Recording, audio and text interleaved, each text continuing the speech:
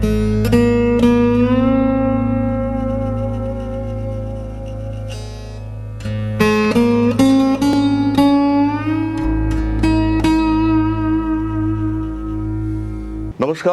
Rishibani institute থেকে আমি শান্তনু আবার আপনাদের সঙ্গে আলোচনা করব আমরা দ্বিতীয়ভাবে বৃহস্পতি নিয়ে।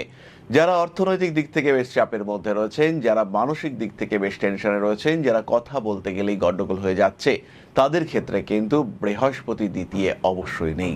কারণ দ্বিতীয় বৃহস্পতি মানেই সুন্দর সুন্দর কথাবার্তা, মানুষকে কনভিন্স করবার ক্ষমতা, অর্থনৈতিক ক্ষেত্রে বেশ উন্নতি এবং সবচেয়ে বড় কথা দ্বিতীয় বৃহস্পতি মানে ফাইন্যান্সিয়াল স্টেবিলিটি।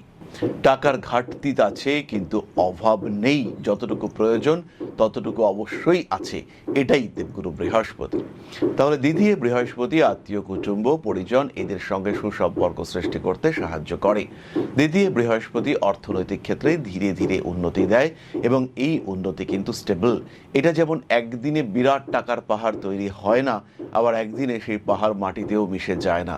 ধীরে ধীরে স্টেবল ডেভেলপমেন্ট এবং সাস্টেইনেবিলিটি, লেগে থাকা, কন্টিনিউ করা, এই বিষয়টি কিন্তু দেবগুরু বৃহস্পতি প্রদান করে থাকে।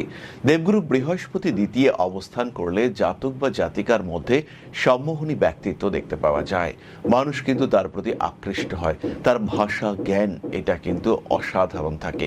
সে আবৃত্তি করতে পারে ভীষণ ভালো, একটা অদ্ভুত গাম্ভীর্য এই জাতক বা জাতিকার কণ্ঠস্বরে দেখতে পাওয়া যায় এবং কণ্ঠস্বরের জন্য সেই জাতক বা জাতিকা কিন্তু অন্যদের কাছে অনেক বেশি গ্রহণযোগ্যতা লাভ করে। এরা খুব ভালো অভিনয় করতে পারে, এরা খুব ভালো আবৃত্তি করতে পারে, এরা মানুষের সঙ্গে মিশতে পারে, কিন্তু যত মানুষের সঙ্গে এরা মিশুক না কেন এরা কিন্তু নিজের জায়গাটাকে একটু আলাদা করে রাখতে পছন্দ করে। এই মানুষগুলো হিসেবেই এরা অর্থ সঞ্চয় করতে ভালোবাসে, তার সঙ্গে সঙ্গে স্বর্ণ বা অলংকার সঞ্চয় এটাও কিন্তু এদের খুব প্রিয়।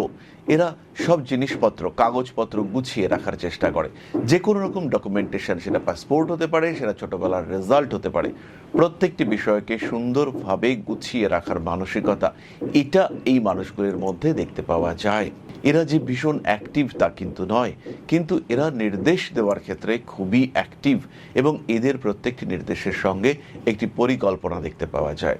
এরা যুক্তি পছন্দ করে, এরা ধর্মীয় আলোচনা পছন্দ করে। এই মানুষগুলি খুব ভালো গীতা পাঠ, চণ্ডী পাঠ ইত্যাদি করতে পারেন এবং দৈব মন্ত্র তার প্রতি এদের বিশেষ আকর্ষণ দেখতে পাওয়া যায়। এরা যে বিশাল পরিশ্রমী তা কিন্তু নয়, কিন্তু এরা অর্থ উপার্জন করতে পারে যথেষ্ট ভালো। অতিরিক্ত শত্রু থাকে না এদের ক্ষেত্রে। কর্মক্ষেত্রে এরা ধীরে ধীরে উন্নতি করতে পারে, অতিরিক্ত উন্নতি না হলেও একটা স্টেবল মুভমেন্ট এদের ক্ষেত্রে দেখতে পাওয়া যায়।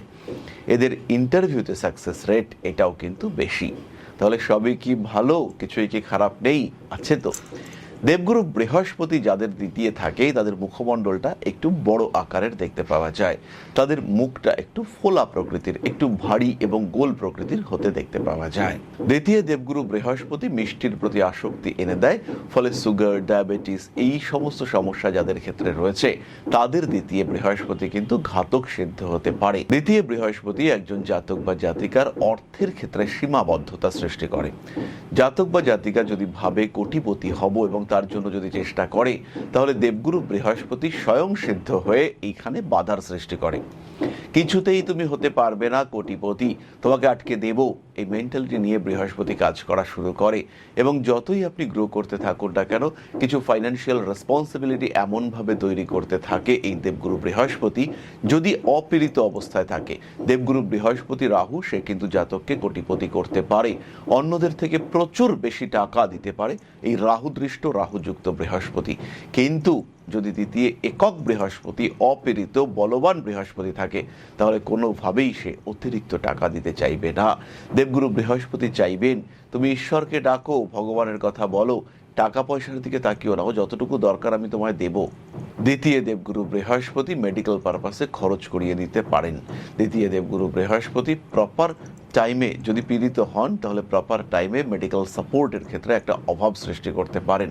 শারীরিক দিক থেকে অসুস্থ হয়েছেন, হসপিটালে যাবেন, কিন্তু এই মুহূর্তে আপনার মেডিক্লেম পলিসিটা আপনি খুঁজে পাচ্ছেন না।